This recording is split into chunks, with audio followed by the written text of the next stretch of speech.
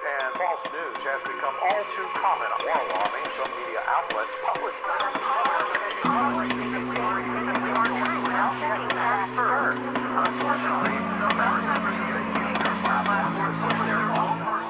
Right. Welcome back to another episode of the Post-Truth Podcast. After Indeed. much chagrin, we are here. I'm here with Johnny, my co-host. We had a little bit of audio technical. Well, we have a new modified setup. setup We're that we doing a have whole today, bunch of cool stuff with technology today. So we had to take some time to get it all straightened out before we started. I mean, we're basically, what we're doing is preparing for live streaming. And so this is kind of our first take on integrating all those different pieces. It took us a little while to get set up today. But you don't know that because you haven't been here. So as far as you know, we just started right off the bat. I know it's not. We said it's 11 o'clock in the morning right now. We're starting our recording. That's right. Oh. Yeah. Anyway, so yeah, today I think we're going to be talking about a few casual topics. Nothing too hard hitting as we did last week. Yeah. But I believe I don't know. It's pretty hard hitting. True. Talking about war. War in the Middle East. You know. When is there not? I brought something I wanted to show you. It's this is a Life magazine from 1958, and it's Life on the Mideast Front. Ooh. So 1958. Yeah, isn't that crazy? Look at this, July 28, 1958. If you want to cut to my camera, I can show it to everybody. It's basically, this is how long this crazy stuff has been going on. Yeah. This is Beirut. Marines going into Beirut, right? Marines move into Lebanon. So here we are. Now, do you know why they went in there? Are you familiar with? It's all just Cold War crazy stuff, on the Mideast front. What's happening? How it came to be. This is it's been a recurring thing for millennium perhaps, but also it has this has been going on a long time. And that's where we're at. Now it's kind of on the edge, right? Again, it's just funny to me. It's not funny, but it's just like we can't come to some type of resolution at all. Like all these different leaders over, decades of modern history have been trying to solve this somehow. And another peace treaty. Another ceasefire. That's right. Another cease. And then it's just like, oh my God. And now, the problem now I think is, and we'll talk about these assassinations that have been happening. I mean, you don't, sometimes not all parties know who's behind these things. And so, this happened right after this last one, the leader and, they had two, right? You had the Hezbollah senior commander who was killed in a strike in Beirut. And then you had the Hamas political leader killed in Tehran back to back. And they happened within 2 days of each other. And obviously Israel was behind the killing of the one in Beirut, the senior commander. But the political leader that was killed in Tehran, he had just participated in peace talks, ceasefire talks, right?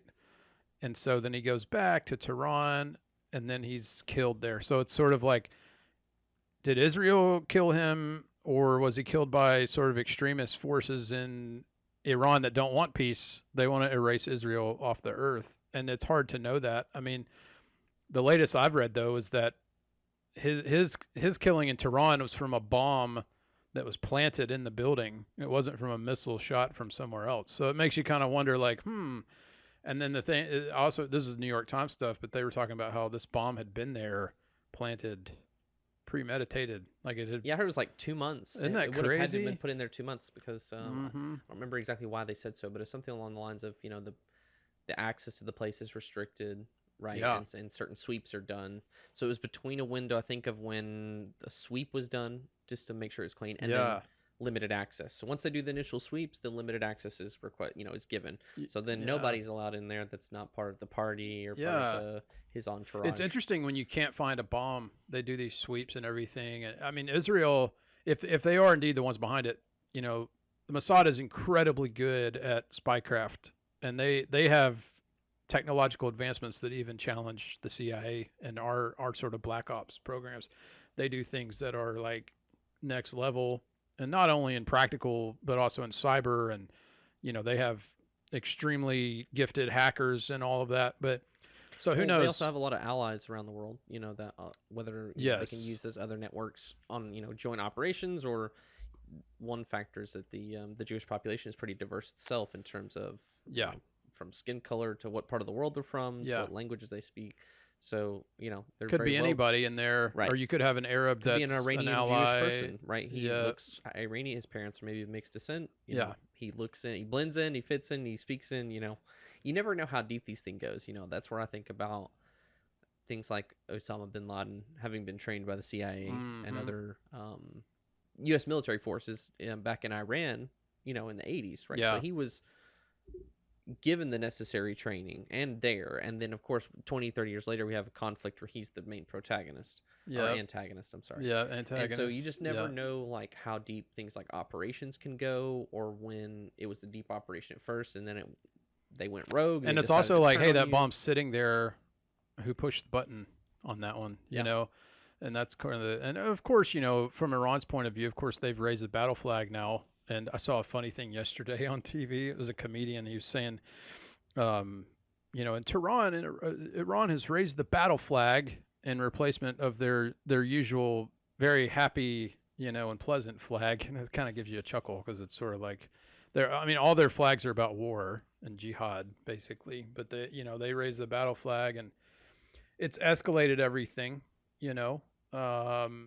very, very dangerous situation, obviously, and they also see the West as the infidels, and they lump all of the West, NATO, United States, France, UK, all Western countries in with Israel being Zionists, and so they're not only going to target Israelis and Jews, but they're going to target Western targets, and Western places, and it's very concerning. I mean, the last time that something that significant happened in terms of the attack of Western targets was probably the mass shootings that happened coordinated in Paris, multiple locations simultaneously. Of course. What was that? When was that? It's been a couple years. Don't quote me on that. It's been a couple of years, 2-3 years, but that was a big one. And then when they also had the Iranian president that had the helicopter crash. Right. Too. Well, There's still some uncertainty about that, because I've also that wasn't a crash, dude. There's no way. Right, and there's also some weird weather data that's missing from that area. Because there's national weather services that have recorded data first. You can go to the specific day, the specific area. Yeah. And there's a time gap, I think, of like 2 hours that's not available. It jumps from like around the window of the attack. Part of the day is gone and missing from the archive.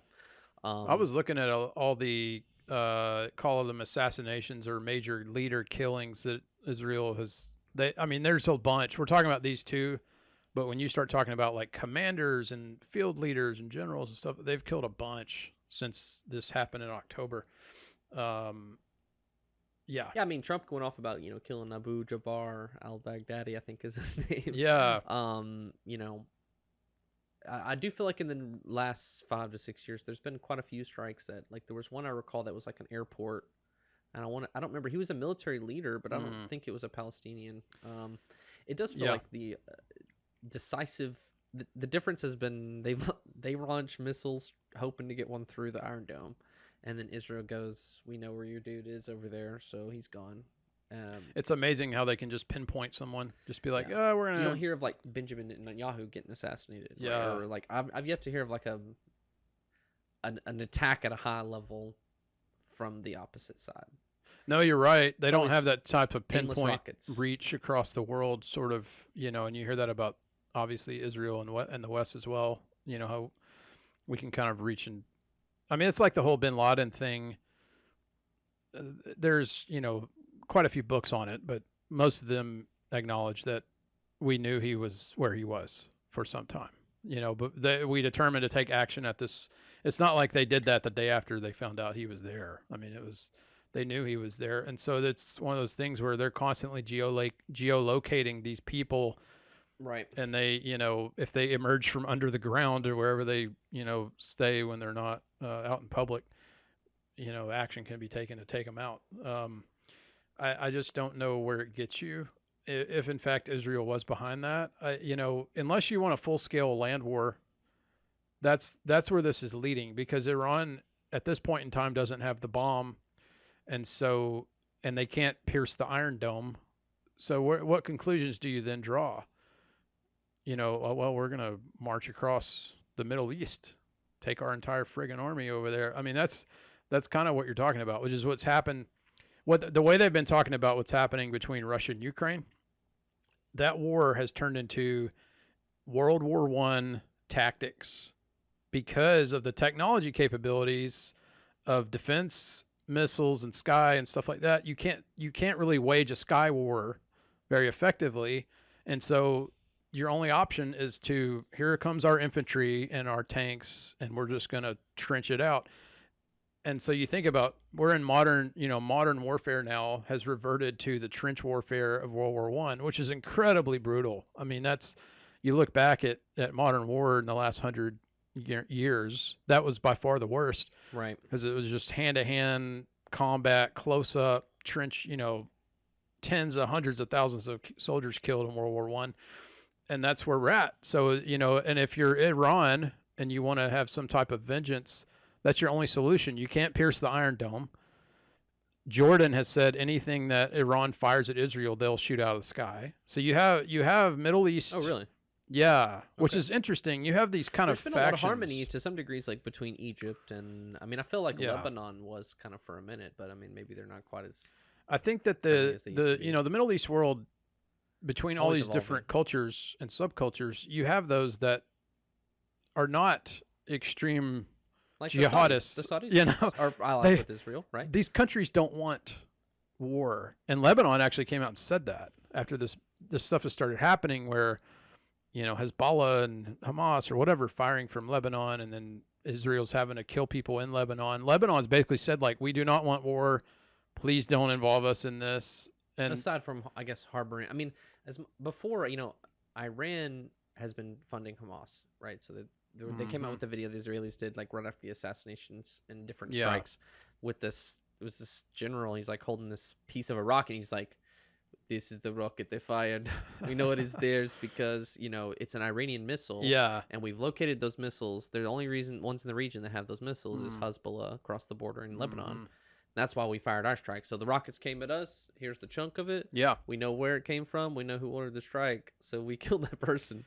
Now, they also said that they didn't have any other drones in the air on doing any strikes that night. So meaning they're either saying we didn't kill the guy in Iran, or we're letting you know that we didn't do a drone strike on him. Sure. And then more information is it's coming about the bomb. So what he's saying is accurate, but it's kind of hard to tell whether he's like taking credit for it or not taking credit for it. So much of this is but they'll take credit for the Hezbollah killing in Lebanon for sure, no doubt. And it's a lot. It's so much of it's information war. It's like, well, who actually did this, and do we know who's behind it? Because that's where those are your linchpins, right? If in fact, like, the West, a Western asset assassinated, then they find out, oh my God, or Israel did this. It wasn't some insider, because you think about that guy. I mean, World War I started because of a failed assassination attempt, and then it worked, right? So, like, some random dude out in Serbia gets assassinated, and we're all going to war, right? So that's just exactly because it.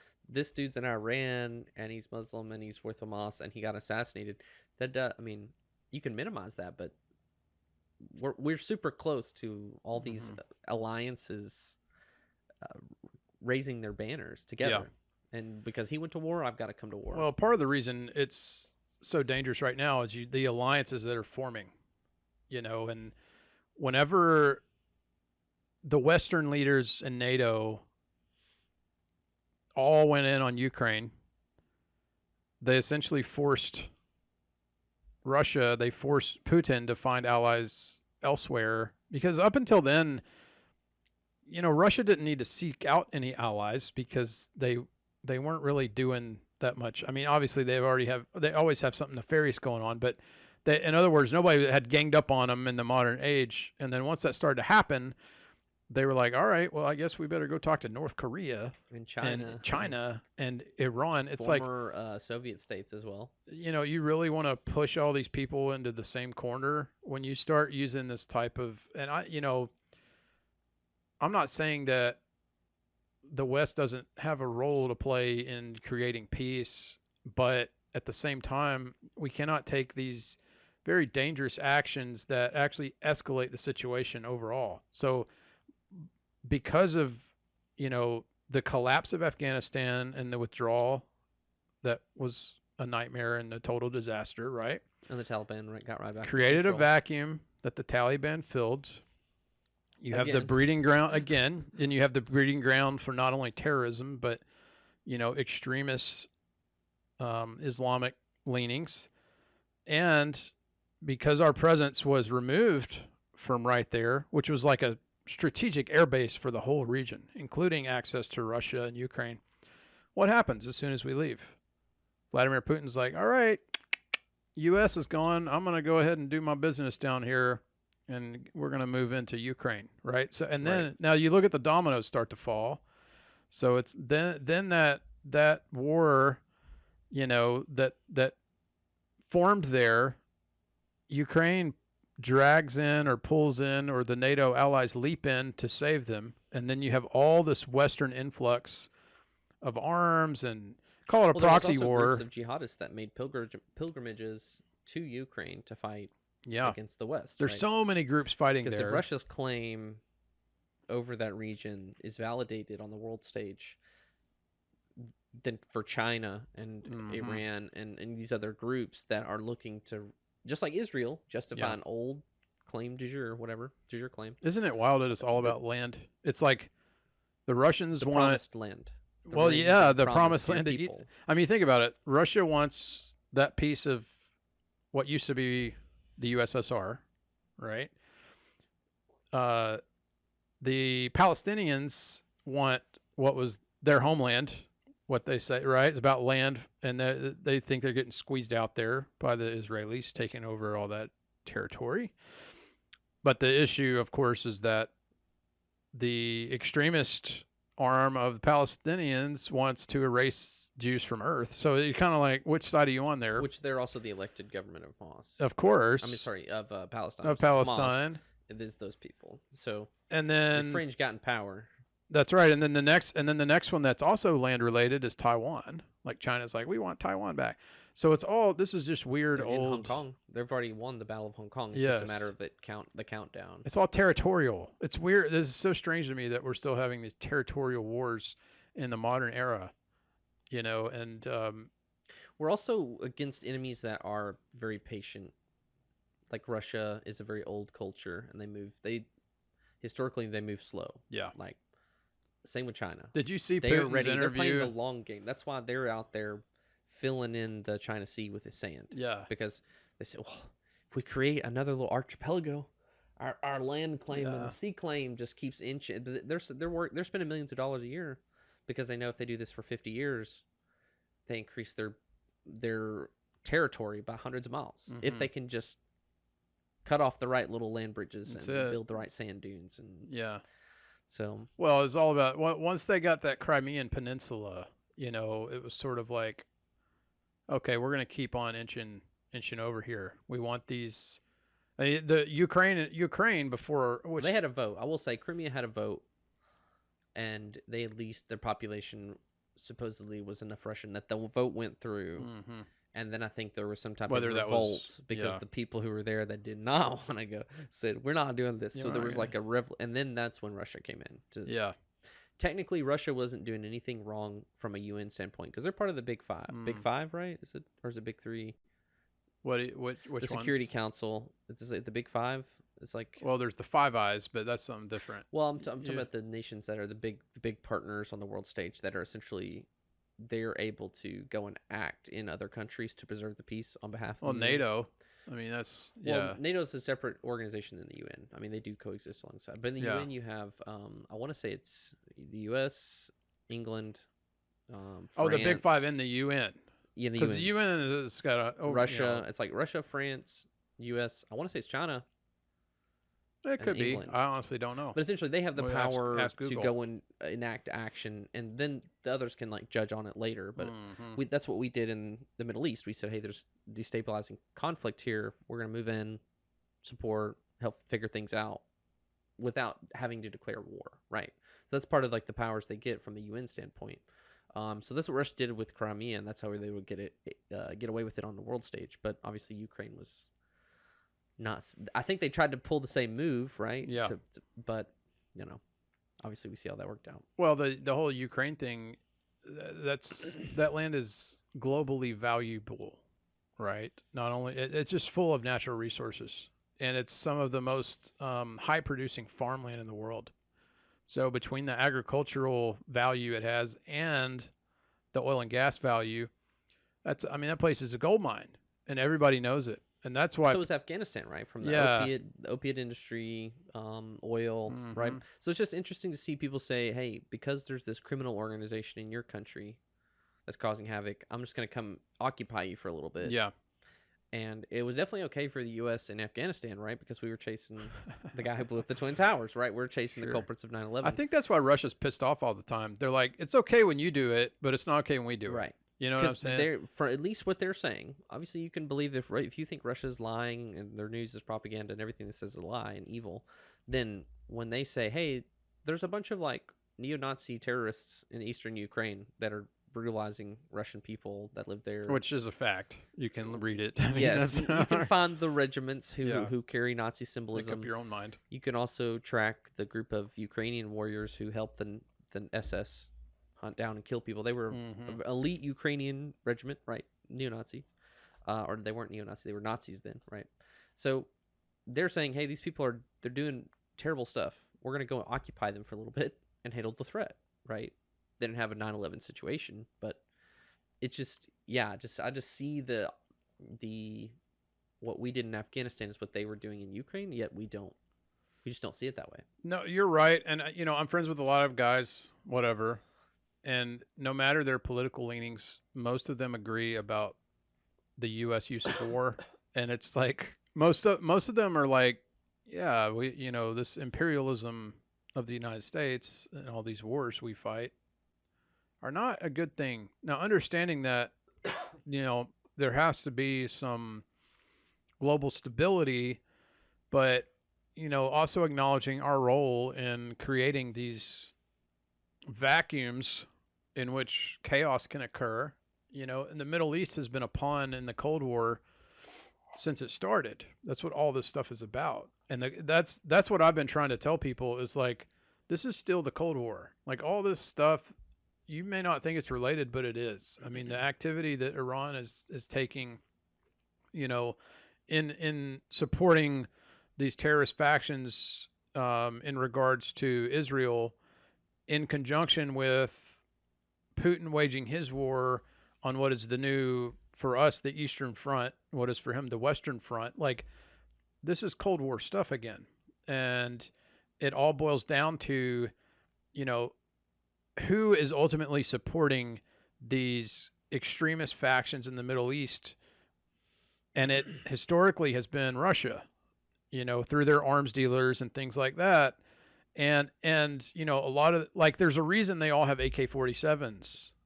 It's a Kalashnikov. It's a Russian weapon. You know what I'm saying? Like, obviously they have a lot more than that now because the CIA has put a bunch of money in there. You have Western entities that have gone in there. And at one point, which is nuts, you had like one militia that the CIA funded fighting a militia that the FBI funded at some point. During the Cold War, they're fighting each other. I mean, it's just like, this stuff is nuts. And honestly, I don't know. We fund ISIS to fight Al-Qaeda. Right. And then ISIS turned on us, so then we started helping Al-Qaeda fight ISIS again. And then the Taliban, arm the Taliban. Yes, we're going to leave all this stuff behind at Bagram Air Base when we leave, and obviously... I think the bigger, and I think maybe one day we might see it more as like an Iran-Contra deal. When we left troops behind in Afghanistan, not troops, I'm sorry, our stuff, we often think of like, oh, they'll take that tank and then they'll go fight us on the field. I think more than likely that stuff will be sold off to Russia and China because those are interested parties who Sure. who want the tech, who want to understand the tech. So getting a hold of all that allows them to replicate it. It allows them to create, blueprints of it, to manufacture it, weak points, how to counter it. Because honestly, a lot of advanced U.S. tech, they rely on multiple machines working together. So like a helicopter is floating up in the sky, targeting and spotting for a tank or for an artillery division.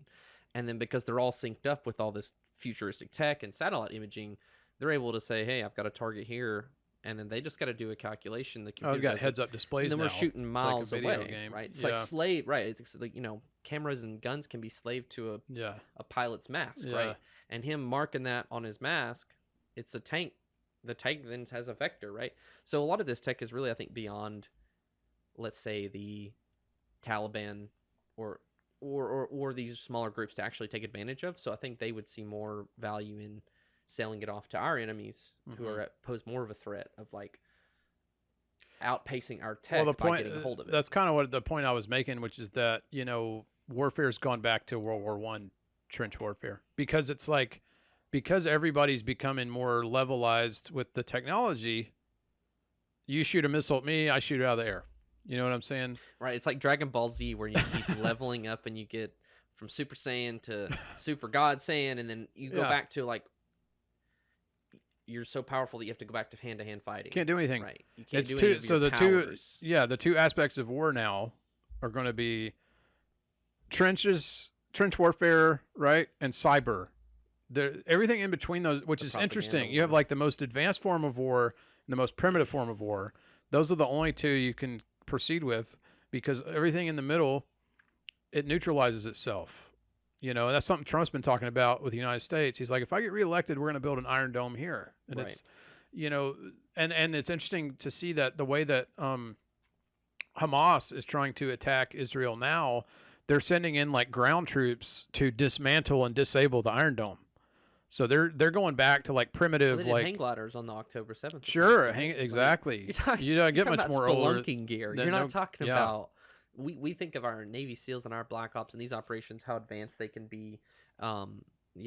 Maybe some using jetpacks and shit. But like these people were just, we climbed the walls. Yeah, it's and crazy. The cameras didn't work that day. Yeah. You know what I'm saying? Now here's the everybody thing. was off doing something, and we knew to attack when y'all weren't busy. Yeah, and you think about it. Here's the thing about that type of warfare.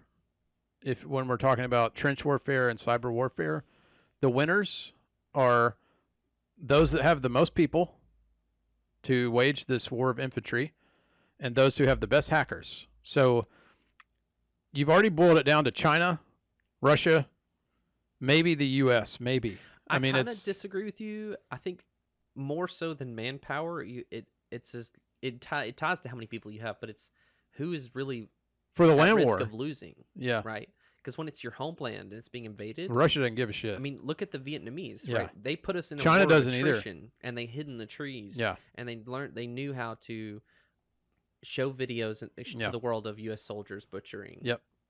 Villages. Right? Dude, They just had to get these bigger nations tied up for long enough, because people like the United States, and there's an analyst I watched that had a pretty good point. The U.S. and Western governments, they prevent the militaries from actually doing what they need to do to win. Sure. Which is to go in and kill and level. Well, and that's why you have private contractors. Private contractors wage war outside of the rules of the game. They violate the Geneva Convention all the time, and they're not members of the Marines. So True. That's why those much exist. Oversight. But my point is, like, when Russia invaded Ukraine early 2022, right? That's when it really started happening. I was talking to a buddy of mine, and once Ukraine started fighting back, and the U.S. got U.S. support got involved, the Western support, they're like, oh, this war is going to be over in no time. And if you looked at all the state media from the United States, they were all saying like, oh, Russia's being beaten back, they can't. And I told my friend, I was like, you wait and see. That's not honest war reporting. I was like, you wait and see what's going to happen. I said, this war is going to last a long time, because Russia does not give a damn, and they will just keep sending people. And here we are. Now it's going on 3 years, and it's not ending anytime soon. The war, that war in Ukraine will literally never end. Yeah, they said they had already exhausted all their troops. Now they're pulling boys and old men. Like, sure. They made it sound like we were. They were beating them back. I think that's where Russia understands too. Russia understands us very well. They watched us, and they've been our ally. And if you listen to clips of Putin, he is very well familiar with the United States, current events in the United States, right? They track and they watch, right? And so I do think that their goal is really not to win battles. Their goal is to just keep us draining our bank accounts and sending it over there. You know what's so crazy All they about have to do this? is exhaust us. They have to exhaust the hearts and minds of the people. People in the U.S. don't want war. Attrition. Both good Yeah. things, but then also there's like activists, right? They don't. I mean, a lot of the activists here are willing to send billions and billions over to Ukraine at the current point, right? Because there's when the Ukraine conflict happened, how many people had Ukraine? Well, because flags it's not their money on their side. That, right? I mean, that you well, know, it's our nation's printing money and sending Yeah. it, which then puts us in debt. But overall, I mean, the sentiment of the American people now is like, why aren't we spending that money to help us? Like, sure. our streets and our cities are getting worse while we're sending all this money. So already the American people is starting to groan over that, right? So once the support in the population's done, then we start making our officials stop sending that money. Ukraine is gone. It's gonna Russia dry up. wins. Yeah, it's gonna because dry up. they're just waiting. They're just waiting on us to It's a give waiting up, game. or Yeah. the politicians to get in the way, like we did in Vietnam, which is we don't really want you to win this war because winning this war means going and killing all these people, right? Right. So, but Russia, China, I don't, especially China. I think that's where China can be. They're more ruthless. They understand the art of war. If you're going to go to war with someone, you have to Brutal. You have to kill. Well, that's what I was going to say about it's, you know, the interesting thing about all this, the Cold War and all of this, post World War II, right? We entered the Cold War with Russia, and it became a technology war and a spycraft war. But you know what? Those that are less in tune with history may not understand is, you know, the reason that the Nazis were defeated in World War II is because they had to fight on two fronts. They had to fight on the Western Front with the Allied nations in the United States, Britain, and France, which hugely significant campaign battles fought and won there by the Allies. I'm not discounting that at all. You know, I'm a proud American, and I put my flag out on D-Day and Memorial Day. Incredible fighting that was done there, right? And all those men were heroes. And at the same time, the Eastern Front War that Russia was fighting with the Nazis, they had the same level, if not worse, brutal fighting. There was more like World War I type fighting occurring. Brutal battles. The Russians lost a lot of people. Right. So my point is, like, there were heroes on the Russian side and the Allied side that jointly defeated Nazism. And then, for whatever reason, they become these mortal enemies. And, you know, a lot of that has to do with the science and technology and minds that came out of Nazi Germany. You know, some of those scientists went to the West and some of those scientists went to the East. Which that was the fundamental conflict between the communist regime and the, I guess, Western principles of more like democracy and capitalism, free market. I don't understand the bitterness between those two, right? Because I mean, the communists, obviously the Bolshevik revolution in 1917, right? The end of World War I, which we've always been allies with Russia even before then. Yeah. Russia and the West and Europe were always allied. But for some reason, I guess with the new regime, there was this obviously a propaganda war, because when you take over and you're telling all your population those people over there are evil, those capitalists, those elitists, those autocrats, whatever, right? And you flipped the money and the power structure, then you've got to create your new ghost that you have to chase, right? But I don't quite understand why Russia has such a detest for the. I think it they boils in the beginning of World War II. They were allies with Germany and Japan. Yeah. But obviously they left pretty early and then tried to be buddy with the West, right? So maybe there was some contempt between Western leaders and Stalin, I guess, because he was partners with Hitler for a number of years. Mm-hmm. They jointly invaded Poland, wasn't it? I believe so. And I mean, the thing I was going to say, you know, you obviously had the Cold War, which led up to the Berlin Wall falling, you know, the USSR dissolving, and the end of, at that time, what was this significant level of communism that the West pushed back on because of the atrocities that were occurring on a human rights level.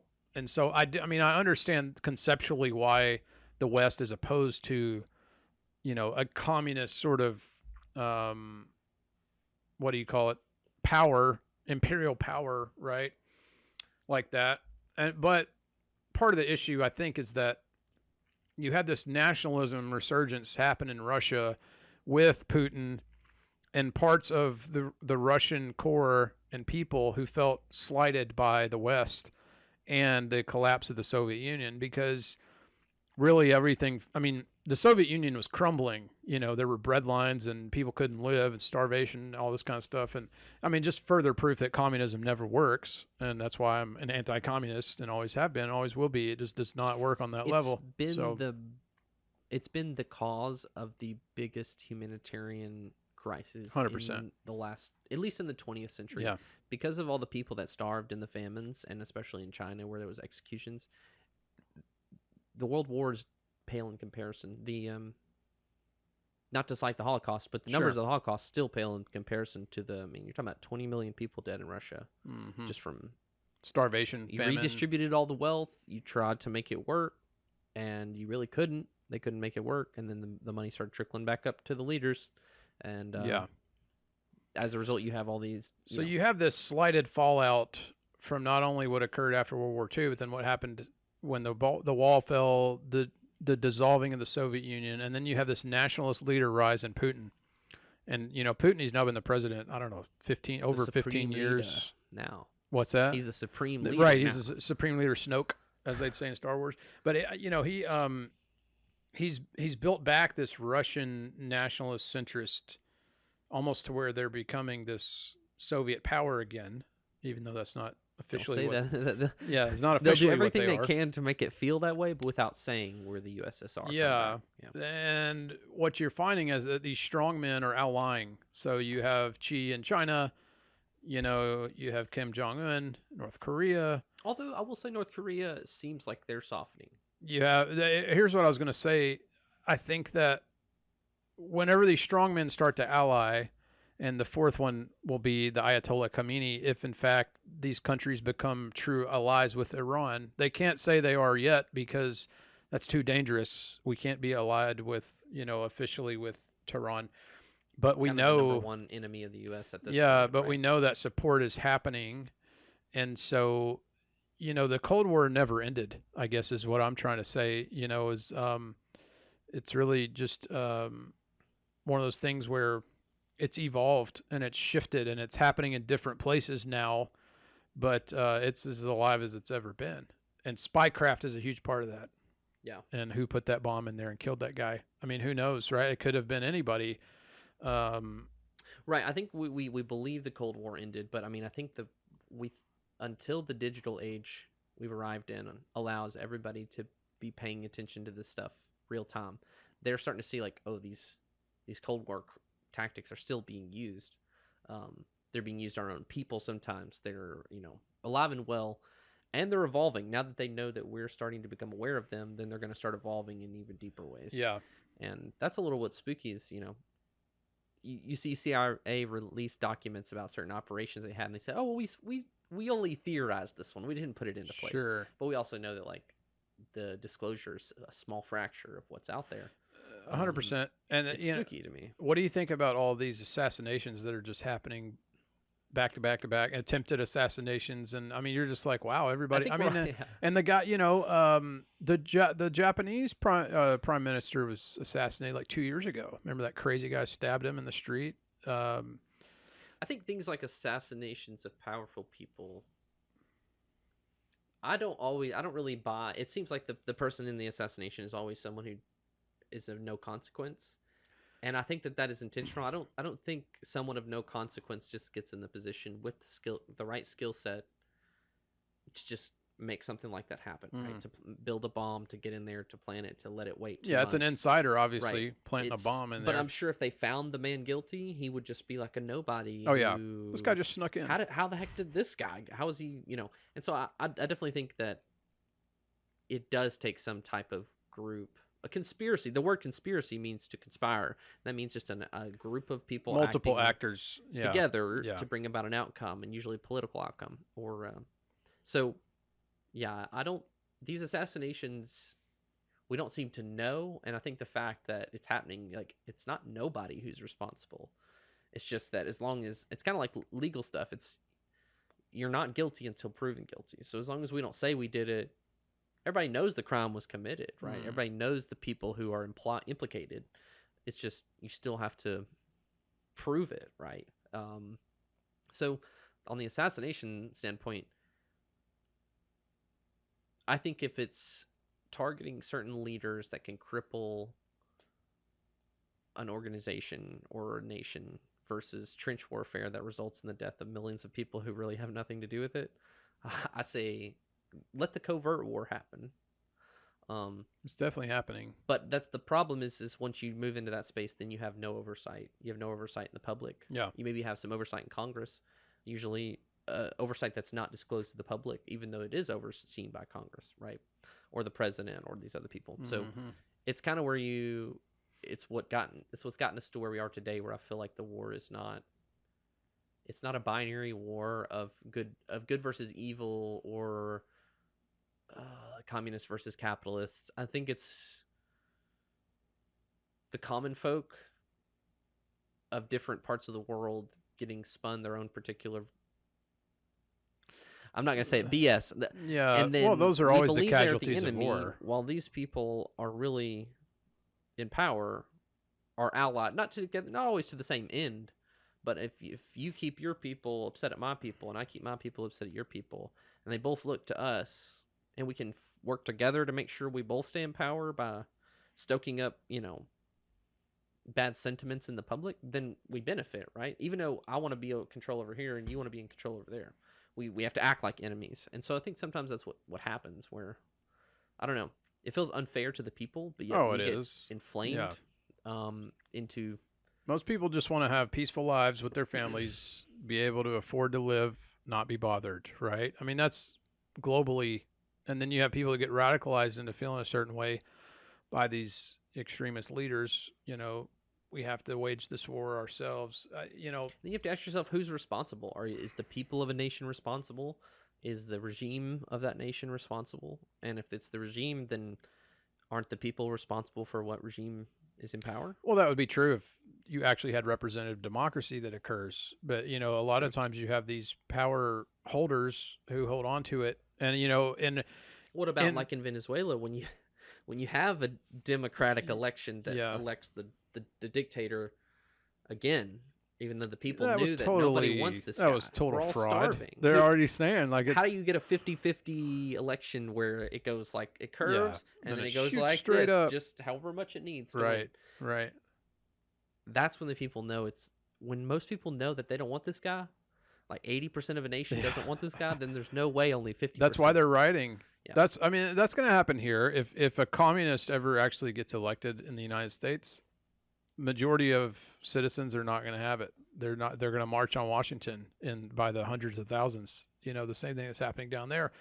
If a communist takeover actually occurs here or is attempted to occur, it's not going to work. And that, a lot of people are saying that right now, that, there's a deep state government, and Kamala Harris was chosen by these leaders. She nobody voted for her, and they're just going to put her in because she's a far left communist, and I can't disagree necessarily that she has some pretty... looked into her past enough. What's that? I haven't looked into her previous... Well, what I was going to say, you have certain politicians that's what they are. They define the word politician, and politicians say whatever they have to say in the moment to make whoever they're talking to agreeable. They have to win the voter base. And so they wishy-washy on stuff, and a lot of her history is far left, and you have a lot of people out there saying she's a communist and America will never come back from communism.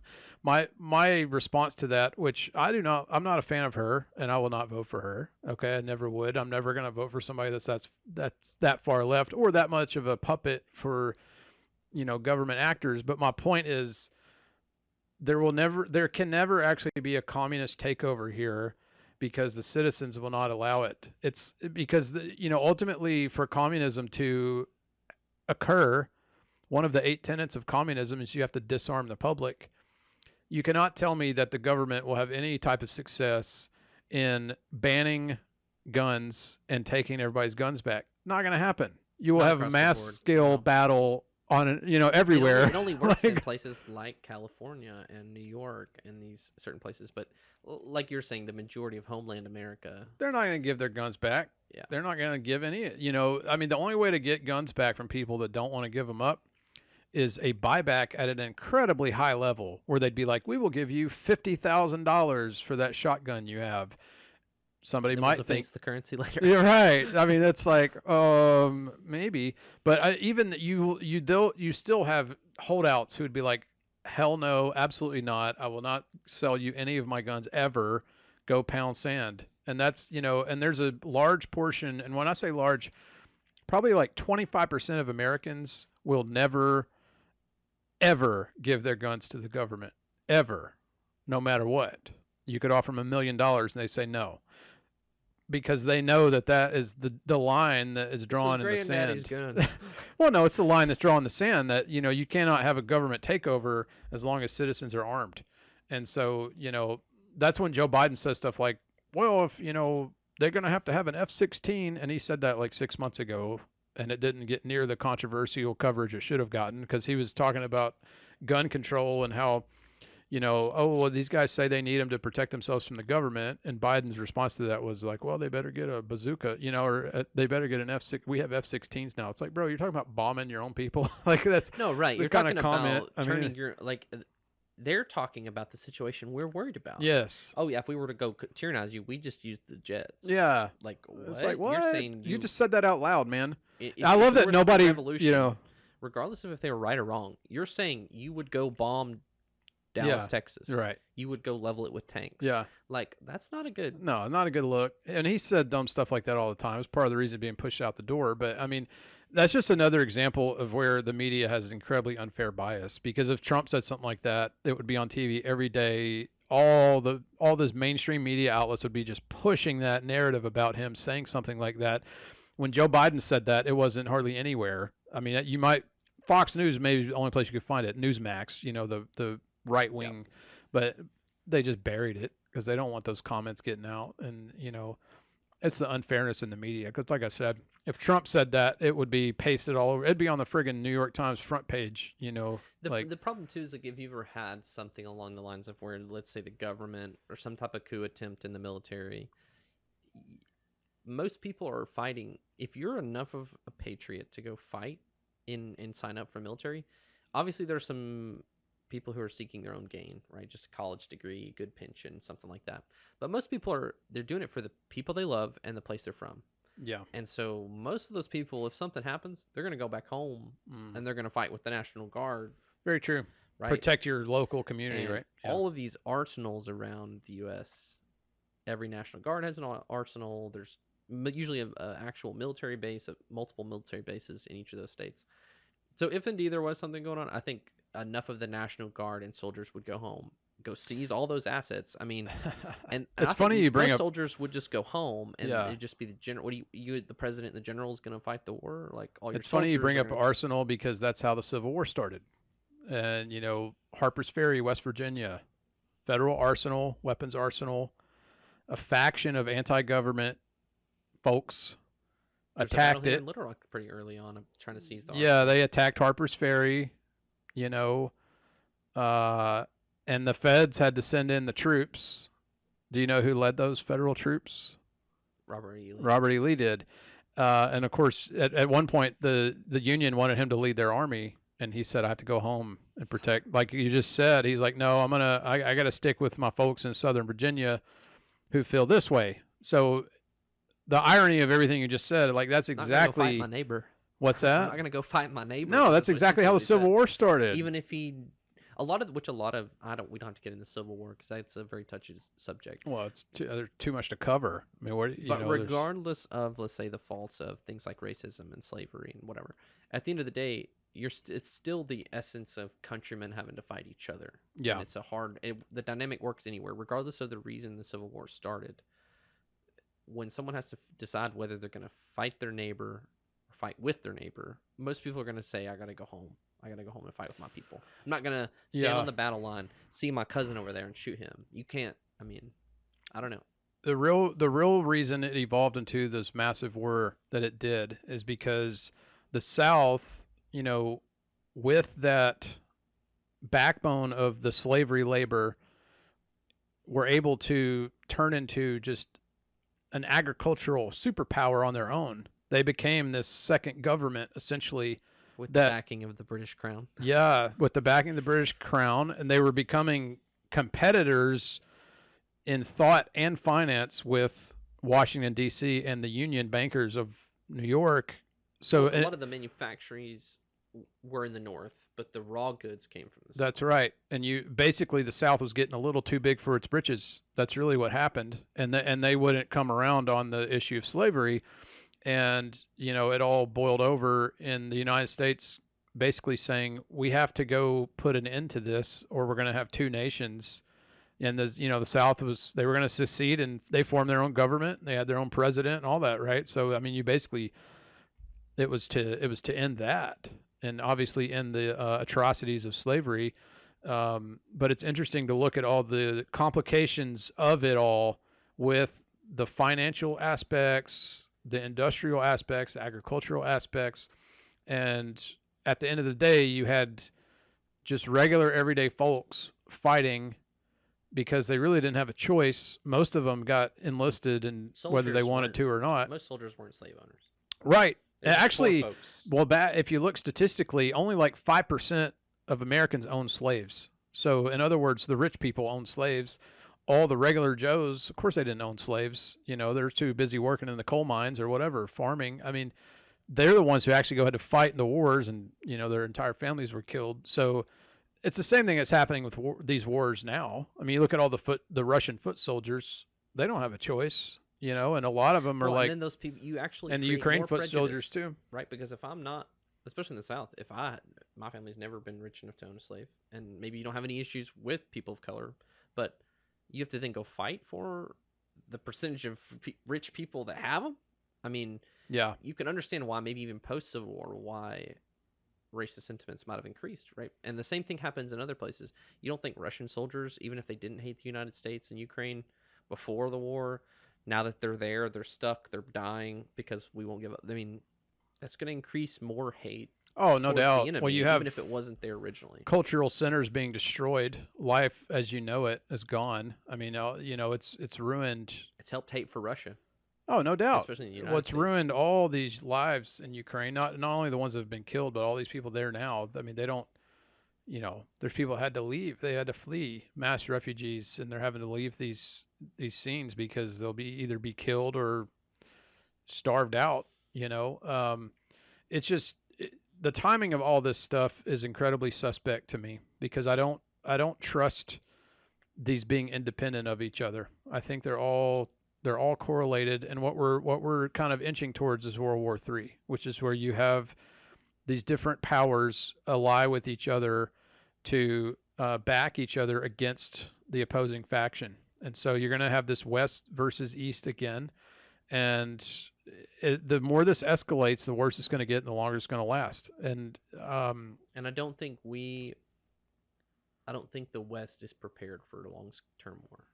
But I think the people that we're up against it's their homes that are on the line, and their traditional way of warfare is just wait out the enemy. Wait till they grow tired and weary, and then and we, just like the war in Vietnam, we went in, we attacked, we did bad things. Yeah, the media started talking against the war. The progressives in America started talking against the war, and after a while, we just got tired. We went home. Enough people are dead. We also didn't want a humanitarian crisis, so we didn't allow our military to go in and burn it all down, right? Which I'm not saying we should have let them. Well, they burned a lot of it down, right? And I'm not saying that we should have let them go do that, but the essence at the end of the day is like when war begins, it's either do you want to win or are you gonna not want to win, and that just eventually means you're going to lose. The reason that so many citizens here are disillusioned by the whole thing is because we watch it on television. It rarely reaches our town. Imagine if every day you had bombs falling 2 miles away, we would be motivated to win. Or you would have alternate thoughts about what you want to occur. I mean, I just don't understand some of the point of view and logic on how people feel about these things, because they're not impacted directly by it. And so until they are, like you said, right now, those key players there who are deeply involved in these wars are protecting their homelands. The last time something like that occurred here was when 9/11 happened. And until, if and when something like that happens here again, God forbid, that would be the linchpin that draws the U.S. back in on a large scale, where we're sending a whole lot. And right, because that's what happened with World War II, right? And that was the last war we were ready Pearl to win. Harbor. And the thing is we were ready to win enough that you had full cooperation of the American people. You had people going to work the industry jobs, and you had people fighting on the front lines, and you had people supporting the military. We were ready to go invade Japan and finish the war, right? So I think we made a mistake by dropping the atomic bomb. Well, I mean, obviously because of the amount of people that were innocent that were killed. Yeah. But I think it actually mass casualty created the new position in the United States that we don't want to win wars, because we were ready to win the war, and then we saw the big bombs come out, and we're like, this is actually not a good thing, right? I think if we'd finished the war, because of Pearl Harbor and because of other atrocities we'd seen the Japanese do, I think we were ready to fight. And I think doing that with the we know where every war ends with the U.S. now, which is nuclear bombs. You saw Oppenheimer, right? Yes. I mean, that all came about because of the race to get the bomb. And it's sort of like, well, we got to get it before Nazis do, because they're going to drop it on London or whatever the case is. The bomb was finished after the Nazis surrendered. I know. The unfortunate part. I know. And then they went and dropped it on Japan. So twice. Which they definitely were not in development of nuclear tech. Yeah, I think that came about because of the thought that they would never surrender. And that, and that's kind of the message you get in the movie. The decision to ultimately drop it twice, which is still shocking to me, that they saw what it did the first time and let's go do that again. Anyways, but that created that whole counter movement of, I mean, in Oppenheimer, it's when they get close, that it begins the moral qualm of, should we even drop this? Yeah. Right. We want to win the war, but should we do this? And I think by dropping it, we empowered that. And every war since, any conflict, has been a consequence of, as the American people, we know we're not really in this anymore. You would really have to attack us like you did on Pearl Harbor. Yeah. And we would have to finish that war in a humane sense before anybody in the American public, I think, could conscience another all-out war. Yeah. With exception, this is my question to you.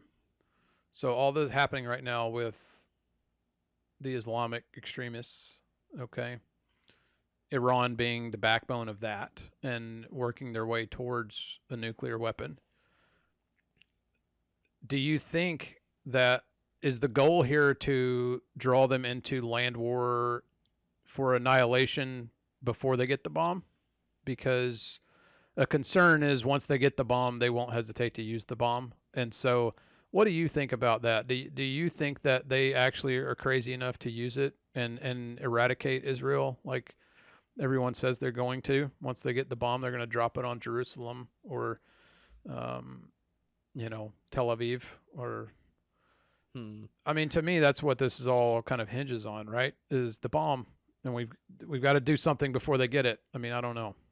Yeah, I don't see why they shouldn't. If you're just thinking from the perspective of when we got it, we used it, right? And we made it clear that we're powerful and not to be messed with. If Iran truly is radical about erasing Israel, erasing the United States, then I don't see what should stop them, because we're just as much of a threat as Japan, if not more, right? Because we're actively... Well, they wouldn't use it on us because we'll just shoot it down. Our defense capabilities are too great. They could never hit us. That's part of the thing now. It's like, you might have a bomb. We have 10,000. Right. It's like, who has the most nukes, right? And it's the whole idea being it's about deterrence, that nobody could ever use them because we've got as many as you do, right? And they're all ready to go at all the times. Iran, if they did something, it would be a localized dirty bomb, that's not shot through the air. It's like carried in on the back of a pickup truck and nobody knows. I don't think we have to worry about them using a nuclear bomb of any sort on Israel, because the whole reason the conflict is happening is because they want the Holy Land. It's holy to them. Yeah, they don't want to eradicate the Holy They Land. don't want to destroy the right? Dome of the Rock, right? They don't want to, and there's obviously plenty of Muslim folks Peaceful in ones. Palestine, Yeah. right? They don't want to kill the people of Gaza. So I don't think we have to worry about that. And maybe, again, you're right. Even if they shot a nuke at us, at the U.S., we would probably see it coming from a mile away. Mm-hmm. Russia, of course, has developed tech that was it supersonic? Well, yeah, and it makes a difference when it's parked off the coast of Cuba. So if Russia were to help Iran with the delivery of said bomb, maybe, yeah, we'd be at risk. But I doubt. I don't think Russia's goal is to use nukes. Unless their own homeland gets threatened. Yeah. We would have to invade Russia, I think, in order for them to be prepared to send nukes. So I don't think there's much risk of Iran being successful with a nuclear attack, and I don't think they would attack the Holy Land simply because of their motives. They want it in their possession. So then the question becomes, what is the purpose of war that can never end or be won? You know, and other than the obvious reasons, which are cash cow for lots of people, right? Tons of money being flown and embezzled and laundered, and you know. True, but I mean, if you're also defacing the value of that money at the same time, see, it's like a cycle. I don't think that can be prolonged. I think that's partially why Russia's doing what it's doing, is it's building allies and moving off the U.S. dollar, and then it's keeping the U.S. dollar locked up, printing more, sending it over here, sending it back to the contractors, because the money we're sending is not going to Ukraine. It's not going to Ukrainian people on the streets. It's paying the president's salary in the government. Yeah, right? it's not going to humanitarian. I mean, we have humanitarian contractors. that's happening, but yeah, most of it's going to warfare. It just goes to that contractor who's making that assault rifle, and then that assault rifle ends up in Ukrainian hands. So if we're sending $60 billion over there, and we keep doing that, I think we're above 100. I think we're like 120 billion now. Yeah, I was going to say it's over 200 billion. Keep doing that, you eventually affect our economy in such a way that we can't. It's pushing us into social the money, economic collapse, which is, you know, there's so much happening here right now that's jeopardizing really our stability as a capitalist democracy. That's just one component. I mean, you know, we talked a little bit about the deficit. I mean, we owe money to ourselves, which is, you know, we owe, and obviously to China and Japan and all of our many creditors. I don't know about you, but, you know, for everyday ordinary people, when the creditors want their money, they're going to get it one way or another. And so the question becomes, whenever these nations call upon us to repay our national debts, are we all going to become indentured servants to China? I mean, I don't, you know, how does that actually function, and what does that mean when we're bleeding money at such an alarming rate? You know, the American taxpayer cannot continue to support all of this exorbitant spending. Especially when all the manufacturing and jobs have been sent elsewhere. So, like, we're a, what do you call it? It's not a service industry, but we're a consumer nation. Yeah, we're the not consumer. A producing nation. Yeah, we're the buyer. Yeah. So the source of the wealth doesn't come from us very much anymore. And I don't know, man. Like that's why I'm not exactly sure where we're going with all this. We do have the purchasing power. You're shaking up the order of the world, right? Because someone like Russia wants the U.S. to be bled dry. They want us to be bankrupt morally, economically, politically, all of that, which we're headed towards both of those. And again, at the end of the day, we're going to be in service to the central banks in Europe, who the Fed works for, because the Federal Reserve is who controls our money and gives us loans, gives the government loans. Yeah, they're not going to drop interest rates anytime right soon. And then those people are subject to, I mean, they're all European central bankers, right? So they're most definitely behind at least the money, right? Because they couldn't, I mean, U.S. couldn't print more money without the Fed's permission. Fed. So we're definitely fighting a bankers war. And it's just a matter of, like, what do those bankers want? Do they want the U.S. to go bankrupt so it gets reorganized? Well, they want to get richer, which that's working. I tend to think the U.S. is more of a watchdog for the central bank. We're the military power. If the central banks have an interest somewhere in the world, that person defaulted, their country's crumbling, they're going to send us to do the dirty work. And they'll keep letting us print money as long as we want. As long as we do... I mean, because for the longest time, we've policed the oil interests around the world. It's that thing where the snake is eating its own tail, and it's just like, Yes. we got to keep giving the money out so they can keep buying our goods, and we just keep that cycle going forever. And the It's deficit perpetual just debt. increases, Generational debt that can never be paid. Yeah, it will Right. never. So Now then you the enslave your life. There's not a matter of the issue I have is whenever our social programs start to fail, which apparently is going to happen in the coming years. You know, they're already talking about the insolvency of Social Security, how we won't have it when we're, you know, that age. And so that's the impact, right? It's going to have this social economic impact where the erasure of the middle class. So this is where people are alarmed. They say, okay, financially, we have this erasure of the middle class happening simultaneous to potentially far left actors taking over our democracy. That concerns people. And I do see that concern, because those two things together are known as communism. So there is a concern that if you keep walking down these roads of both of those things, you're going to end up in a Soviet Union state where you don't have any money, you can barely afford to live. You got to go. The only way for you to get food is to get it food stamps or EBT card, because you can't afford it otherwise. So in other words, the government controls everything, and we all rely upon them for our livelihoods, which is what a lot of far left Democrats want. They want the federal bureaucracy in charge of everything, right? So the wild thing is if everybody, if we get to that point, right, where everybody, like you said, the middle class, you either become the elite or you become the person who needs the government to you're rich or poor. Cover your expenses. Yes. But then we're also shelling out and printing all these millions to fight wars around the globe. You're just doing nothing but paying out. Nothing's ever going in. The question becomes why, and that's right. what I struggle with every day. I think it's collapse.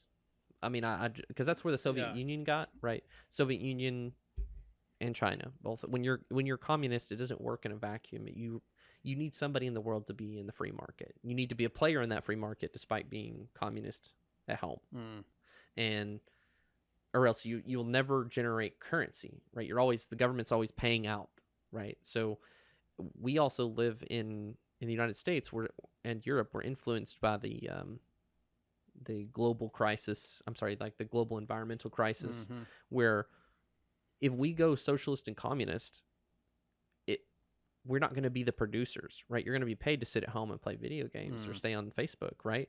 You're not going to be getting your government wages and stamps to go work at a factory, because we're not a factory. Which apparently technology is going to take all those jobs anyway. Right. So there's really no use for a lot of humans in that scenario. What does the human job become? Plugging our brains in as a processor, right? I mean, we talked about that a little bit. I mean, you think about the dystopian future. Computing power, yeah. Yeah, your brain's being used as computing power because there aren't any other jobs that still exist. All right, we don't want to hurt the environment, because that's the sentiments we have as national values. Somewhere like Russia or China, they're a producer. So when they are communist in China, it's because everybody's going to work at the Apple factory so that they bring in money for their country. We're not that way. We're a consumer. So it's like we'll be sitting at home consuming television. What good does that really do at the end of the day? And that's what I think scary is you have a collapse. You'll have a stage where everybody will maybe having to depend on the government, just like the 1930s. But then there'll be that point where we're reaching AI and we're reaching robotics. And then they're going to say, why do we need... Yeah, you don't have any jobs for you anyway. We don't have any jobs. That's why the artisan sit at home and consume. That's why the artisan takeover of so many things is important. And I think part of the reason it might be happening at the same time, because you think about that, it's like people were still going to want handmade furniture. They're still going to want homebrewed beer. They're still going to want culinary excellence from a chef, not a robot, right? So I think artisan work is going to become kind of the only work that's out there for humans. But then artisan work has always depended on the patron, which is the person who works. Yeah. Pays the artist, because that's when the universal basic income comes in, right? What do you call that? If you don't have the money to buy it, then disposable income. Yeah. You need someone who's working the job, has too much money, and that can go buy the nice art thrive. chair or whatever. Taste something good, yeah. Right? I think so if the economy is not there to support it, communist world that we're trying to work against, they want to have us on McDonald's, right? Right. They want to have us on factory farming, artificial lab-grown meat, like So I even see the artists and all those people suffering too. Yeah. Right. Because they will get a point where. Well, there won't be purchases for their art. There may be great art being created. There'll be state-sponsored art. Oh God, there already is. There already is. Well, I figured out I learned the other day that the Department art. of Defense was involved in funding like the Iron Man movie, right? The first couple of the Marvel. Yeah, they have. Well, they play a lot of roles in all those like Top Gun movies and anything with Top Gun. military tech or whatever. Yeah, you know. And so they're already influencing our media and our journalism. I mean, I don't know. We don't have to go into it. That's definitely darker. No, well, it's a lot. There's a lot wrapped up in all of it. But I mean, at the end of the day, it all comes back to the wars and the purpose of the wars and the outcome. What is the real outcome of the wars? You have the direct outcome and impact at a local level where people's homes are destroyed and they don't have any livelihood, and the refugees. Then you have the global economic impact, the geopolitical impacts, right? That really it impacts everyone. And we started to see that when the Ukraine war first started. There were shortages globally on several of their big crops. You know, Ukraine provides significant agriculture production at a global level. And when that first started to happen, it was an issue. Now, it made American farmer prices, their crop values go up. You know, the price of corn here went way up because it wasn't coming out of Ukraine. So that market changed. Now that production's come back and there's more happening in South America, that bushel price is leveled back down, you know, and so those farmers are feeling the impact now because they saw a spike in prices and revenues and things like that. Well, now it's back to where it was before, and they're realizing that it's a challenge still to be a profitable farmer. They're constantly hand to mouth, you know, a lot of the American farmers are. So I don't know. Like if you do look at people like the World Economic Forum, is that what WEF? Yeah, WEF, yeah. What they envision in the global economy is that everybody has their role, right? So your country is not self-sufficient because you only produce corn and you produce this, and then your neighbor does that or that. So, like you're saying, we're a nation that could produce anything. We could produce cars, food, oil. Like we could be completely self-sustaining. Obviously, the recent policies have kind of moved against that, and it seems like something like a war, it would essentially get to a point where it feels like whatever the new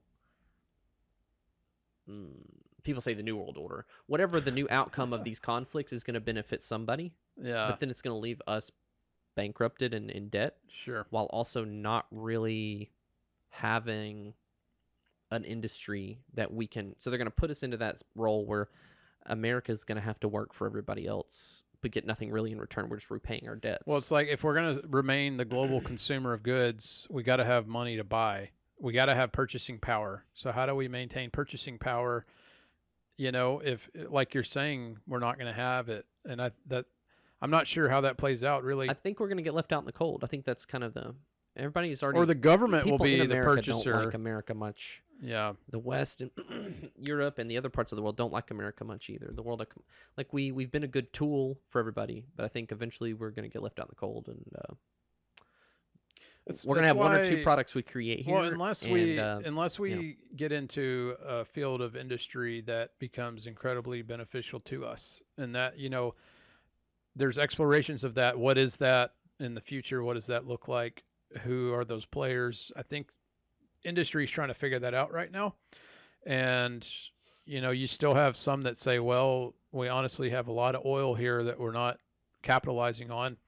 But pushing back against that, of course, is the global climate concerns. Right. And, well, we don't want fossil fuels anymore. So that is going to tamper if America that. fails, you have to look to the people who would then control the regime in America. And I think it would be groups such as the WEF. Yeah. So that their policies are, we don't use like gas cars, right? So we won't be pumping oil. They don't like farmers right now. Mm-hmm. They hate, you know, because it's a big carbon footprint, and they also aren't using seed that's engineered to have the COVID vaccine in it, right? Like that's real stuff they want to see pushed forward. And so they're against kind of all the opportunities America might have to be successful, right, in terms of industry. I just I can't see a clear path in which what could we produce in that global player system it's been military tech and military. We have been a major producer of that for sure. Part of that, though, I think, is because of the nature of our market, the free market, and we're pretty good at making guns.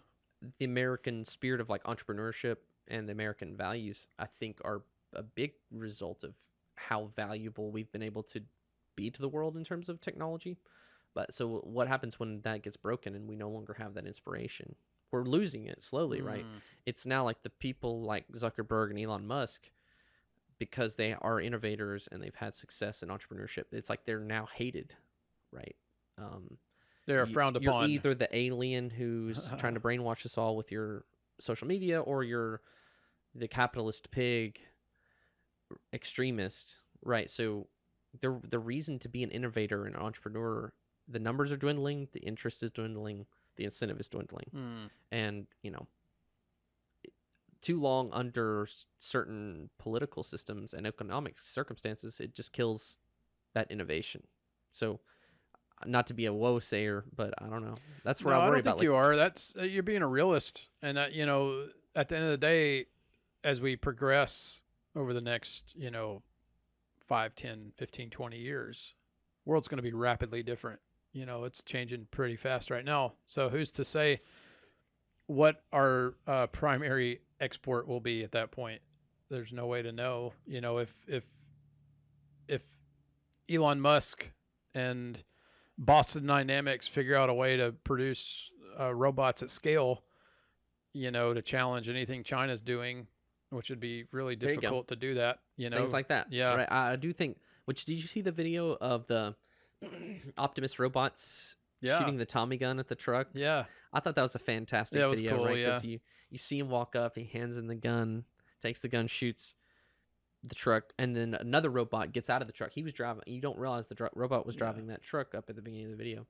That's the future. It is. And I will say this about the United States. I mean, we are still very, very competitive with technology and those types of innovative ideas. I mean, right now it's us and China that are really pushing the forefront and future of technology capabilities, whether that's through AI and machine learning. I mean, you look at all the key large language models, those are all American models, right? I mean, they're all produced out of Silicon Valley or the Pentagon or whatever, you know, whoever it is. But so we do have some things that we're still leaders on, or at least competitive on. And I think that the more we focus on that, the better off we'll be in the long run, as long as we can produce that type of technology that can be useful and valued at a global level, we'll be just fine. Now, but then you're also creating the robots that can replace humans at jobs. Yeah, and that's eventually what's going to happen. And you know, you hear more of this talk about UBI, Universal Basic Income. It's inevitable that it's going to have to happen. And so when you hear that, you kind of in the back of your head think, well, I don't want to be a communist. I hope it doesn't happen that way. But I mean, how do you maintain capitalist freedom when you're being given a paycheck from the government? You can't. Right? I mean, it becomes a challenge. So you have these things. So the more they print out and hand you, the less the valuable it becomes. And then the point is you're supposed to only need however much you need to eat, survive, and get to your job. Yeah. You can't get any more money to start a venture, right? You can try, I guess, save up, but if you can only purchase goods that you need, you can't purchase equipment. Yeah. You can't purchase. Well, the best analogy I can come get up a loan, with, you look at what happened. You look at what happened during COVID. Everybody got shut at home. Everybody had to wear masks. Everybody had to social distance, except the elite. The elite still did whatever they wanted. They went to restaurants and dined out. They flew around the world. They had parties. I mean, you have these pictures of, you know, Gavin Newsom at a restaurant having a night of his life when everybody else is told they got to stay inside. So, I mean, that's a perfect example of the type of crap that people don't want to put up with anymore. But that's, you know, the rich and elite will be able to still afford all those niceties of life, while the poor will not. You know, they'll be capped on how many rations they can have today. You know, here's your Soylent Green pill or whatever. I mean, that's not a good future. And the middle class is going to have to find a way to survive. And hopefully that American entrepreneur spirit will enable that to happen. Because it's going to come down to the people on Main Street figuring out a way to maintain their middle class lives, because the government and the inevitable push of technology is going to be grabbing that out of their hands the next several decades. So hopefully people will still have that. I still want to own my own business. I still want to be a contributing member of society. I still want to create something that I can be proud of. I want to be self-determinant, and self-dependent. That American spirit is not going to go away. Right. People feel that way, and they always have. And that's really the key to American survival and American ingenuity, is the driving American spirit of rebellion, self-determination, self-dependence, individualism. Those are things that are in us. And there's a large portion of Americans that still feel that way. They feel proud to go out and mow their own yard. They feel proud to build something with their hands. So I don't know. I think that spirit will always be there. It's just a matter of how does it manifest itself into survival, into we're going to push through all the volatility that's occurring rapidly around us. I mean, that's the way I see it. That's our only hope, really, is that those people will buck up and make it happen. Just like all the men in the great world wars did. They went and did what they had to do to, save democracy truly. Not this nonsense you hear on TV. Like, they actually did it, and it's a different state of mind than anyone who leans towards communism or extreme socialism, for that matter, which there's a large portion of population that doesn't want it. They don't want that. They don't want anything to do with that, because they want freedom and they like it. So. Indeed. I mean, it also makes me worry about I think ultimately the war, not the war. I mean, really just the nature and state of where we are in society has a lot to do with the cultural impact. And it's where things like, even things like the Olympics, maybe transitioning out of the war. Oh, the culture war. That's another war. Right. Yeah.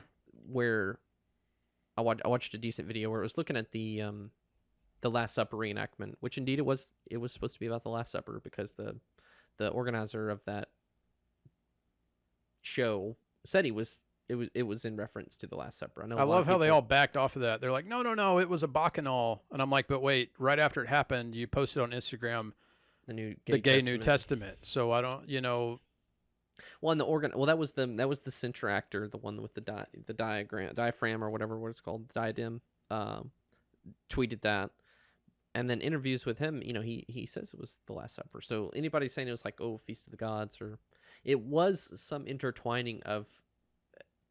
There were those Bacchus, elements there, of course, right? Absolutely. But I think in terms of that, if you're doing it the Last Supper, but then you're at the end making Bacchus the blue guy who's naked and painted blue. Which, by the way, how is that any better? You're talking about a part of human history that ended in abrupt failure. Like, the Bacchanal is not anything to celebrate. It's extreme hedonism that led to the death and decay of society and starvation. Right. Like, it was not a good outcome for anybody. Right. And the video I was watching, he's talking about the ideals of what do you call Bacchanal, whatever that word is, is carnival and reverie, right? So it's in a lot of cultures, you have that time of year where you celebrate, and then you follow it with a time of fasting. So like in Christian society, you have these displays or St. Patrick's Day and whatever. And then you have Lent, right? So you have moments where you transfer back into refraining from Mardi stuff. Gras, Lent. Right. Yeah.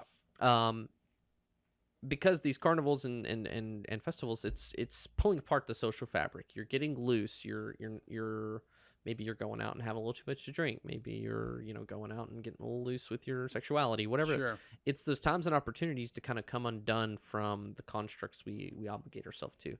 And so in terms of that, like you said, like things like diversity and inclusion, these are all things that emphasize our difference.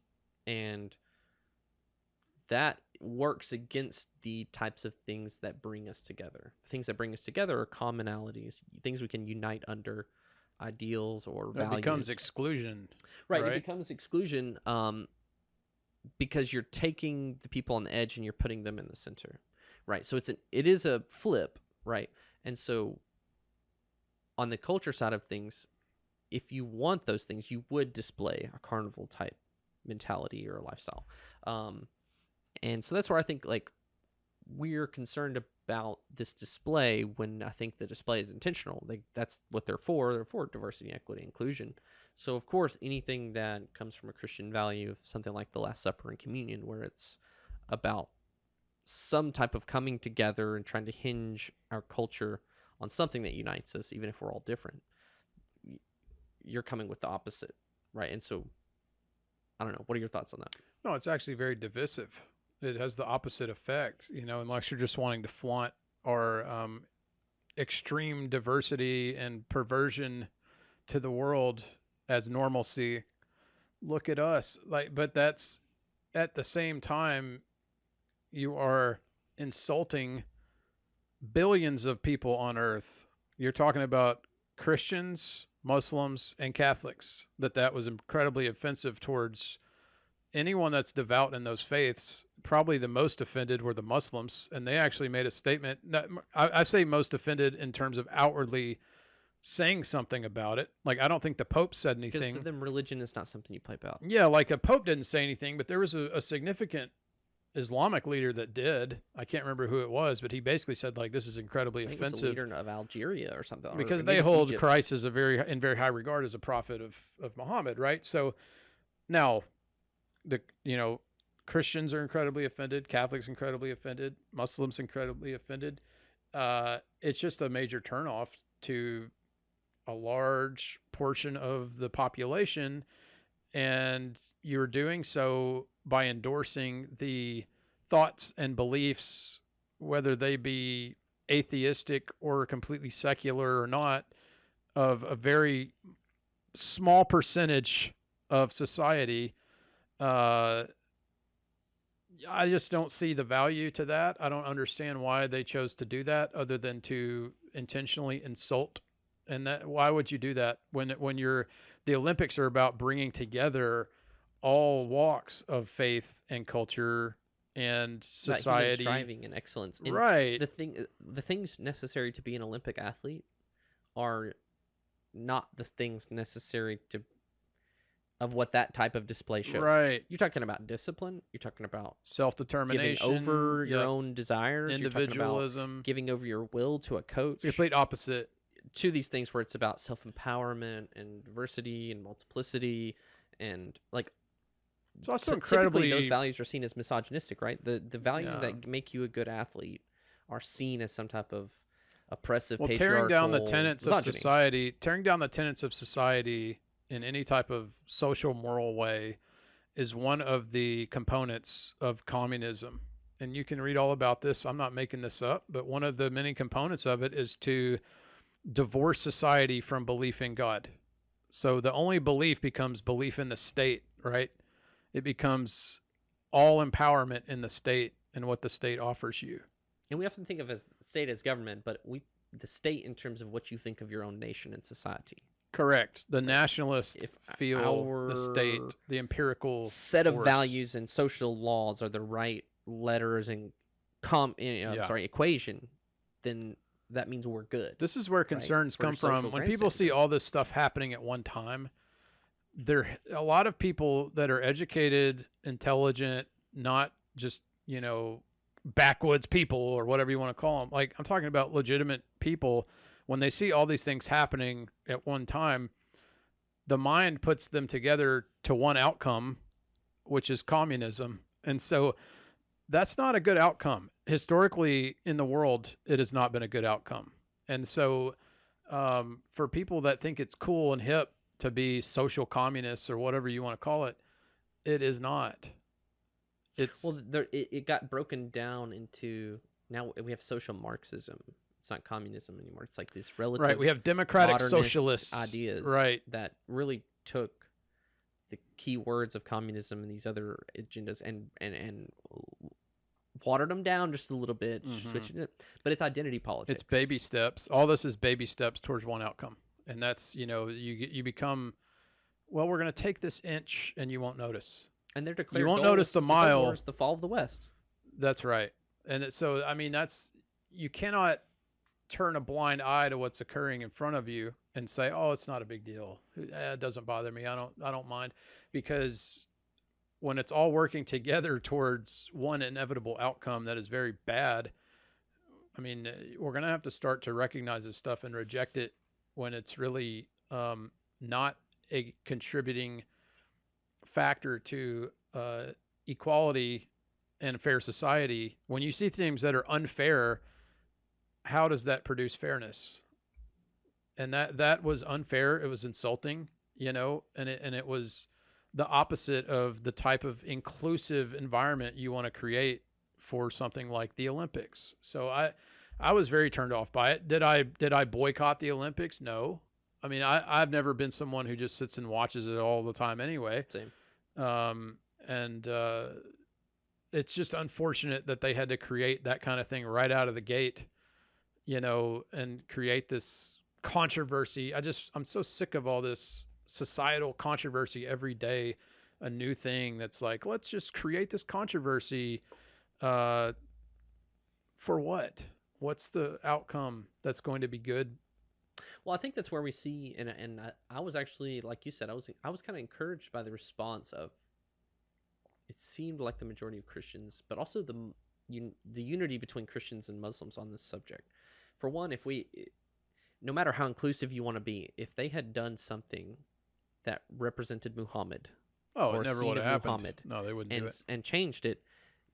There are enough Islamic people living in France at this point, right, that they would have had problems, like legitimate problems, absolutely, like riots in the street. So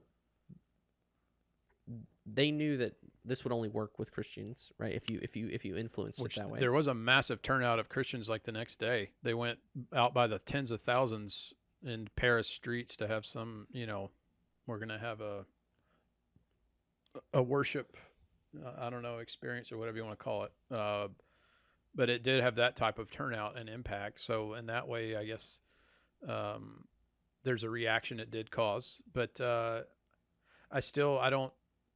It's interesting, though, that when you have this kind of brash stuff happen and then you see the backlash, then those that produced the brash thing, they start walking it back.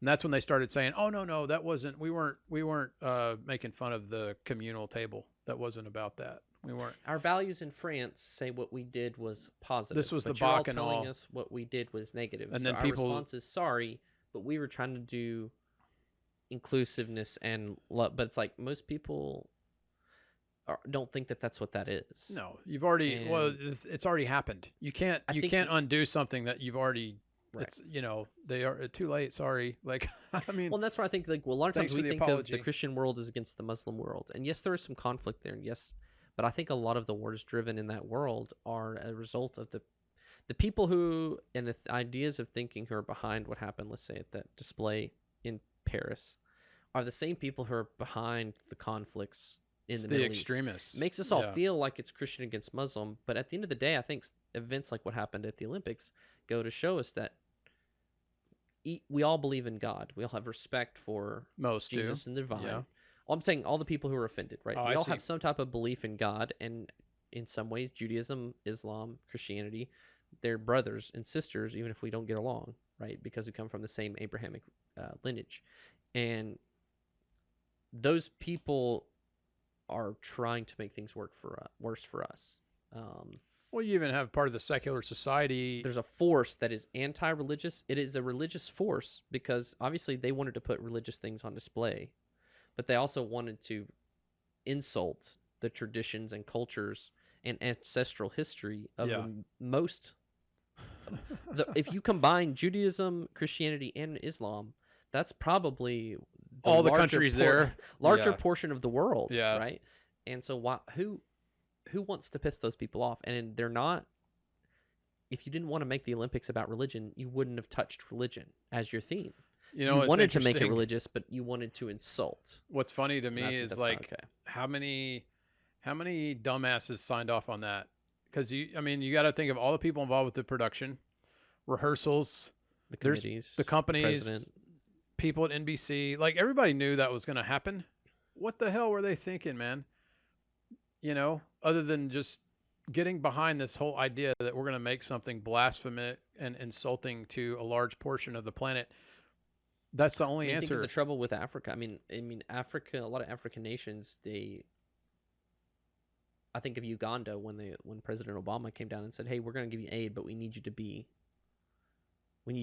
gay friendly. We need you to be LGBTQ friendly." And there's a lot of nations in Africa that stood up and said, "No, like we don't. This is not our values. Yeah, And misaligns you're not with going their to beliefs or whatever. hold our economies hostage until we just accept this idea, right?" And so I don't even think it's reflective of most of the way the world thinks or views. And I don't know. It's kind of weird. Why then is that? When you're trying to do something that's representative of all humanity, why do you do the opposite of that? I'm not sure. It's just interesting to witness the rapid escalation and speed at which global events are occurring. And it didn't used to happen like this, where every week something was happening that was like shaking the fabric of government and religion and, you know, peace. And now it's just on a constant, it's been a constant wave the last couple of months. You know, maybe we'll get a break. You know, can the puppet masters give us a break, please? Like, right? I mean, just want to enjoy my life for a few days. Yeah, I feel like so much happens each week that we can't even touch on it. We record, we've been recording once a week on the weekends, and I feel like it's just evolving every day. And maybe again, maybe that's that. It's crazier now than it's ever been, or we just are able to be aware of more. Sure, maybe we're just more aware of it. It is very interesting to be a witness to history. I'm not sure what type of history we're seeing unfold before us, but it'll be interesting to track what happens with these conflicts and continue to talk about them. And hopefully some of this stuff will settle down before it just topples into a whole nother type of war that we don't want to see. I mean, we don't want to see the draft enacted and start shipping over, Americans by the thousands to fight a land war. Right. In Europe. There's a lot of memes about that. Yeah, it's like me and the homies in the trenches of World War III because I think it was like a bunch of white girls want to vote for Kamala Harris. Oh my god. Wow. Well, I'm glad we were able to talk about it today. And before I think we're kind of running the thread of some of these conversations, but at least some interesting facts I did learn about the Olympics when I was looking into all this was the modern Olympics didn't start up until like 1896, and by some organizers, and there were of course years during World War I and World War II that Olympics games were canceled, paused right for these conflicts, and in 1936 was when it was in Germany. Oh yeah, and that was when the reinstitution of the torch ceremony was created. And so they actually light the torch on Mount Olympus with a sundial, with a refracting mirror, so that the sun lights this torch, and then it goes through every municipality, like county in Greece, before it's then handed off to whatever country is going to do it. And then, like for instance, this year was France. Went on this ship called the Belle, which is like a 3-masted ship from like a schooner from like the 19th century probably, and it visited all of France's territories, so like French Guiana, French Polynesian, some islands, and then it came back to France. The ones they still have. Then it went through a bunch of counties through France. I just think it's cool that idea that this flame gets lit, and then it's then goes around the world so that the people have that flame, the light, whatever. And then it's kept alive until they keep it burning, and then they're gonna pass it on. I think Tom Cruise is being involved with the ending, is what I heard. The closing ceremonies. That's something to do with the torch, because the next Olympics is in L.A. Yeah. So they'll be moving it on, or I guess that's the next summer. But when it does come to LA, I think it's in 2028. If I'm capable, I would love to visit. I've never been to California or LA, But I think going to a place while the Olympics is going on could be really cool. Yeah, maybe go. I don't. Snoop Dogg was at the one in Yeah, he France, sure was popping up everywhere. I saw they gave him his own torch. It looks like a joint, but I don't know if that's true or not. That might have been a AI, but no. The summer I don't watch quite as much as I watch the winter. But there's a few things in the summer. The rowing was kind of cool. Seeing the rowing. 123, it's in Utah, the Winter Games. Yeah, I heard they just awarded that, which that'll be cool coming back to Utah. So there's a lot happening. The World Cup's coming to the United States, so that's huge. World Cup for what? For soccer? Yeah, the World Cup soccer. Where's I know it you gonna don't really be? watch it, but it's gonna be all over the United States. Venues, I don't know. There's like 15 So venues. all the tournament games, all the qualifiers happen. All the group play will all happen. over the US. Yep. There's some games, LA, New York, Dallas, Chicago, Miami, one or two sites in Mexico, and I think Toronto maybe. You can see the full list, but yeah, it's going to be really cool. I mean, it's pretty awesome.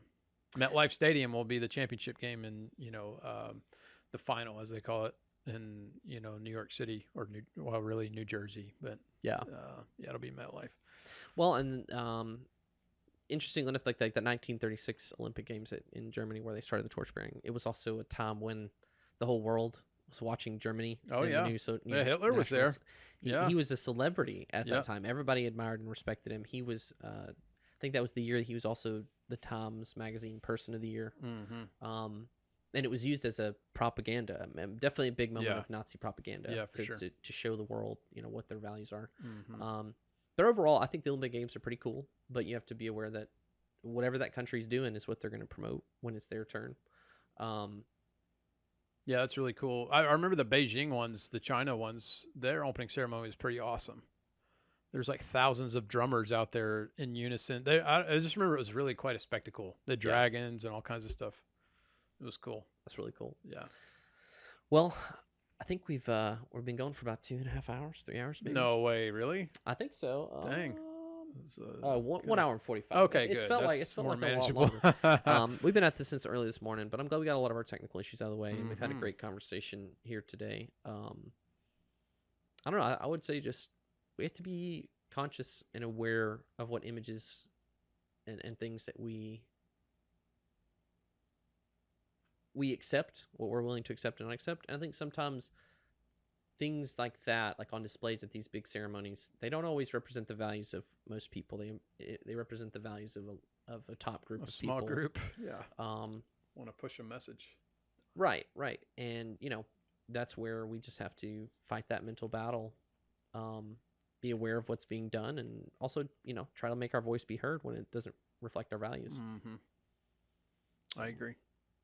Anything you want to say in closing? No, it was a great conversation. The wars are not going anywhere, so I'm sure we'll revisit the topic. But be interested to see what happens here coming up with all this immense pressure that's being put on really the Israeli government. By not only the West but also the East now. There's a lot of people that don't want to see this escalate into something more. So see what happens. Just like Lebanon in 1958, this stuff's been going on for millennia. The conflict between religious factions is nothing new, and just hopefully some peace can be found, or at least a resolution for the time being to prevent mass casualty. Yeah, I would love to, definitely in a future episode, I'd love to have a guest who's more of a religious scholar, not necessarily of any one belief, but just one who's studied world religions. Because I've got someone that can talk about that conflict between in the Middle East. I was listening to a podcast with Gad Saad. This will make this short, but he was talking a lot about how we don't understand that over there, religion is more your identity than your, 100%. Than your it's skin the color cultural or your existence. language. Yeah, every part of it. And so, rather than your ID card and your driver's license, they want to see your religious card. Mm-hmm. And I don't think we operate, even in our religion in the West, I think we look at religion as a very personal experience. Yeah, absolutely. And over there, that's not that way. It's not very much a group or national identity, a tribal identity, even more maybe than your national identity. So it's definitely a different spin. But thanks to you guys for listening and tuning in. We've had a lot of support on our episodes, a lot of positive feedback. We really appreciate everybody giving us a listen and sitting in and tuning in with us. Thank you for your patience. We feel like we've gotten our setup better and better each time, and hopefully you guys notice. I've definitely noticed. Yeah, I'm pretty happy with this one. We're kind of hitting our stride, so I'm proud of us. Mm-hmm. Well, that wraps it up, Johnny. Thank you very much for joining me today, being patient with our setup, and we'll catch you guys next time. And this is extremely dangerous to our democracy. This is extremely dangerous to our democracy.